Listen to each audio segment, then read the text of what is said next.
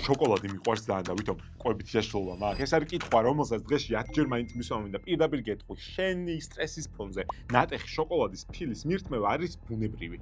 ფიზიოლოგიური ემოციებს და ყვებას ერთმანეთსგან სრულიად ვერ გამომიჩნავთ. მაგრამ აი უკვე რაც არ არის ბუნებრივი, ეს არის ღამე, მაცივრის გამოღება, ყოველთვის მირთმევა და ამის გამო საკუთარი თავის სიძულვილი, ეს უკვე განგაში სიგნალია. მე როგორც ერთ-ერთი პერსონალიზებული ნუტრიოლოგის მაგისტრი ჩვენ ქვეყანაში დღეს ფიტნესის თავარ მითს შევეხები, შენ არ ხარ უნებისყოფა.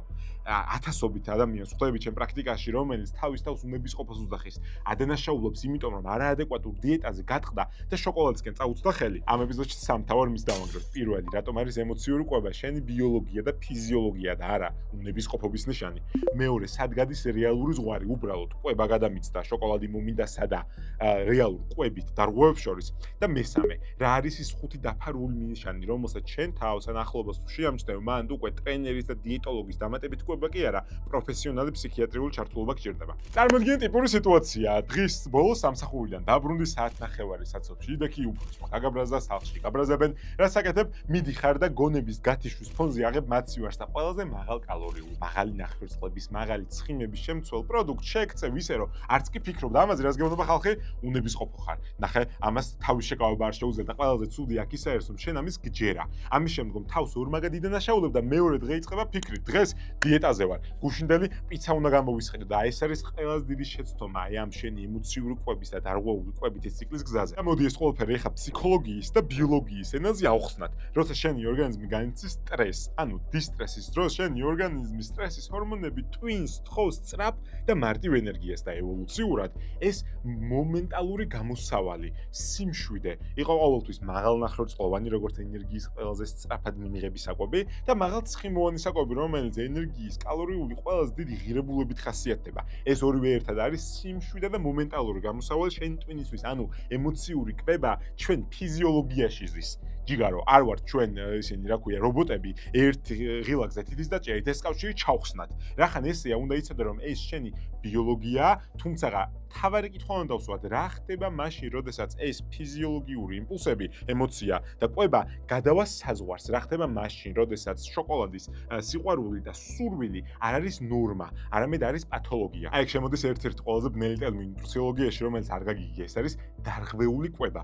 Disordered eating. ეს არის გზა სტანდარტული ყვებიდან, ემოციური ყვების და შემდგომ კვებითი აშლილობის შუაში არის დარღვეული ყვება. ეს არის ჩვენი ნაცრისფერი ზონა. ზონა, სადაც ჩემი ყვებითი პრაქტიკა არც სტანდარტულ და ფიზიოლოგიურთან არის, მაგრამ არც ჯერ პათოლოგიად არ არის ჩამოყალიბებული. ეს არის ყველაფერი, როდესაც ჩემი უკონტროლო განცდები, ემოციური განცდები გადაიზრდება ყოველდღიურ სტაბილურ პროცესში, სადაც მე საკვები მყავს ან თავის დასაჯილდოებელ, ან თავის დასამრჯელ მექანიზმად გამოყენებული. და დღეს ყველა დიეტაზეა, Instagram-ი და TikTok-ი გვთავაზობს საკუთარი სხეულის იდეალურ მოდელებს, რომელსაც ჩვენ ვიაზრებთ, გვინდება და რა ხდება მაშინ, როდესაც ჩემი სხეულის აღქმა, ანუ რეალური სხეული ცდება ყოველთვის ჩემს იდეალურ სხეულს. ჩემი სხეულის აღქმა, ანუ body image არის დარღვეული და დარღვეული სხეულის იმიჯი მაიზულებს იმ ახალი სასურველი იდეალების მისაღწევად დავიწყო ყვებითი აღწერები და რა იქნება?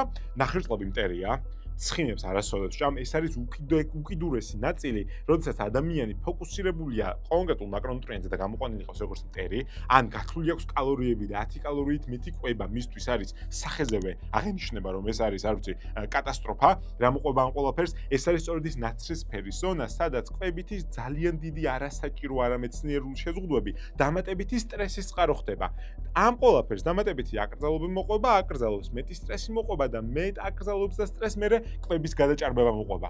რა ხდება? გადაჭარბებულ ყვებაზე ისე უკამტრიალებ, იმიტომ რომ ბევრი მივირთვი დღეიდან კიდევ უფრო რადიკალურ დიეტაზე ვარ და ესეთი ნეგატიური ჩაკეტილი წრეს-შოქმანი, რომელსაც ადამიანები 10 წლეულების განმავლობაში მიუყვებიან. შეიძლება ადამიანი დარჩეს 10 წლეულების განმავლობაში ნაცრისფერ ზონაში. მისი ყვება არ იყოს მოწესრიგებული, მაგრამ არ იყოს არც სადიაგნოსტიკო ყვებითი აშლილობა და იყოს მთელი ცხოვრება ნაცრისფერ ზონაში. ეს არის disordered eating, რომელიც იმაზე მეტ ადამიანს აწუხებს შენ გარშემო, ვიდრე გონია. და ამისთვის საჭირო იყო ჩვენთვის 10 წერტილიდან ბეწერილობე შუალდურის გზა ვცოდნოდა. ანუ თუ შენი თბილისადმი სიყვარული ცდება საზღურებს და აი ამ ნეგატიურ ციკლში ერთვება, იცოდე რომ შენ disordered eating-ის ფაზაში ხარ.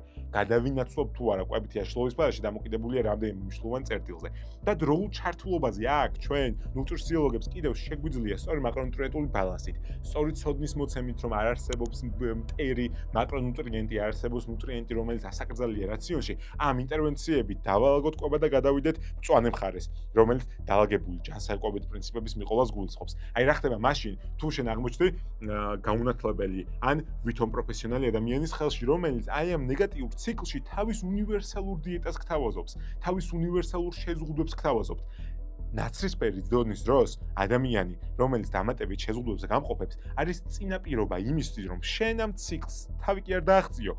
პირიქით, ეს ციკლი კიდევ უფრო მეტად ჩაერთოს ნეგატიურ განცდებში, რომელსაც მე შეიძლება გადავყავდეთ კვებით აშლილობებში. და ეხლა მივედით მნიშვნელოვან წერტილამდე, რა არის მაშინ კვებითი აშლილობა. ეს არის სამედიცინო დიაგნოზი, რომელიც ისმება DSM მეხუთე კითხვარით, რომელსაც ფსიქიატრი სვამს საქართველოში და ასევე ბევრ განვითარებულ ქვეყანაში ფსიქიატრის პრეროგატივაა ამ დიაგნოზის დასმა.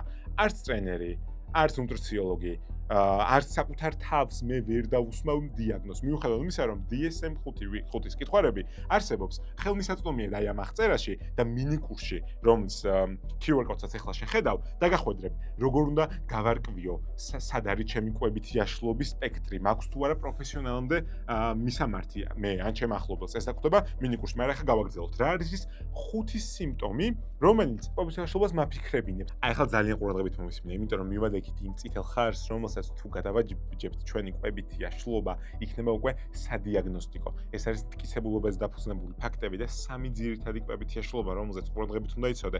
საკუთარ თავს დააკვირდე ან შენ გარშემო ახლობლებს, იმიტომ რომ ფსიქიატრიულ დაავადებებში კვებითი აშლილობები ძალიან მნიშვნელოვანი, სენსიტიური და რთულად სამენეჯმენტოა. იმიტომ რომ ჩვენი საზოგადოება ამაზე არ საუბრობს. ეს არის ტაბუდადებული თემა, არავინ არ აღნიშნავს. მაგრამ უნდა იცოდე რომ ეს არის დაავადებები, რომელიც ადამიანს შიგნიდან ემოციურად და ფიზიოლოგიურად ანგრევს. აი 3 ძირითადი დაავადება, რომელიც ფსიქიატრიულ კვებით აშლილობებში უნდა იცოდე. პირველი ეს არის binge eating disorder.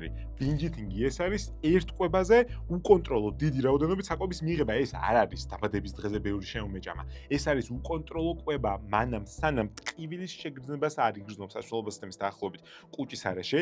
ამას ემატება მალულად ჭამა, იმიტომ რომ გარშემო მყოფების გრცხვენია და ამას ემატება ჭარბი დეპრესიული სიმპტომები, წვავე, რომელსაც დიდი ულუფის მიღების მერე გრძნობ. მეორე ეს არის ბულემია ნევროზა და ეს არის უკვე დამატებით ჩაკეტილი ციკლი. ჯერ ადამიანს binge eating-ი ემართება, ანუ ერთ კვებაზე უკონტროლოდ ისაკვებს იღებს და შემდგომ ეს დანაშაულის შეგრძნება იმდენად მწვავეა, რომ იწყებს ნებით ამ საკვების ამობრუნებას, საკვების უკუგდებას. ეს შეიძლება მოხდეს ღებინების გამოწვევით, ეს შეიძლება მოხდეს საფახარათოების დალევით და ეს შეიძლება მოხდეს ჭარბი, არაადეკვატური ფიზიკური აქტივობით, 2 საათიანი თავის მომკვლელი სულის შემძვრელი კარდიოებით, რომელსაც ტრენერები და არქმევენ, ყოჩა, კარგი ნების ყოფა გაქვს, მაგარი გამძლეობა გაქვს. რეალურად ეს არის თავის დასჯის ისეთი გზა, რომელიც ბულემია ნევროზაში ერთიანდება. ამიტომ ყურადღებით იყავით როგორც პროფესიონალები, ისევე ადამიანები. და მესამე ეს არის ანორექსია ნევროზა.